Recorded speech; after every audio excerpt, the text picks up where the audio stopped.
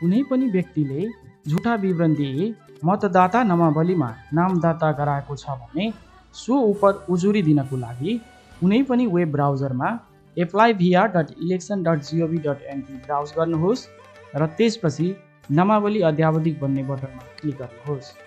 तपाईको mobile number राख्नुहोस् र ओटिपी को लागि अनुरोध गर्नुहोस्। तपाईको मोबाइलमा प्राप्त भएको ओटिपी राख्नुहोस्।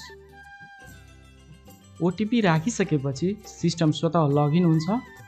अब कसैले झुटा विवरण दिई मतदाता नामावलीमा नाम दर्ता गरेको भनी उजुरी दिन नयाँ अनुरोधमा क्लिक गर्नुहोस् र मतदाताको नम्बर राख्नुहोस् र जन्ममिति वा नागरिकता नम्बर मध्ये एउटा राख्नुहोस्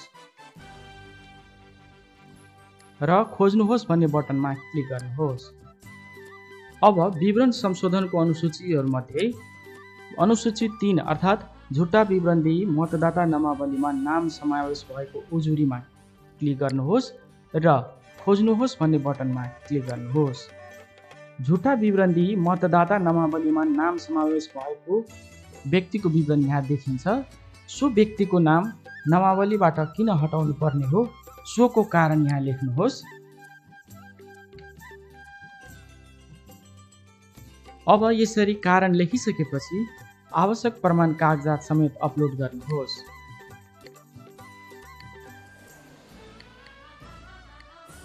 आवश्यक प्रमाण कागजात समेत अपलोड गरिसकेपछि केही कैफियत भए जनाउन सकिन्छ र अन्तमा सुरक्षित गर्नुहोस् भन्ने बटनमा क्लिक गर्नुहोस्।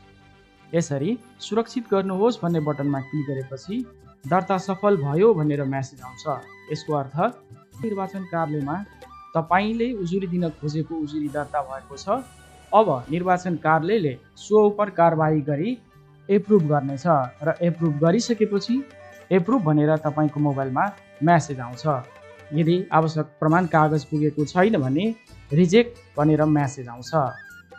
अब तपाईले दर्ता गरेको अनुसूचीहरू यसरी ड्याशबोर्डमा हेर्न सकिन्छ। हाल तपाईले अनुसूची 3 दर्ता गर्नु भएको छ जुन चाहिँ पेन्डिङ देखाइरहेको छ।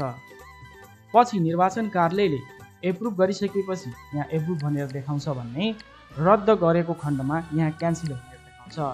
अब तपाईको कार्य सम्पन्न भइसकेपछि यो पोर्टलबाट बाहिर जानको लागि लगआउट भन्ने बटनमा क्लिक गरेर बाहिर जान सक्नुहुन्छ।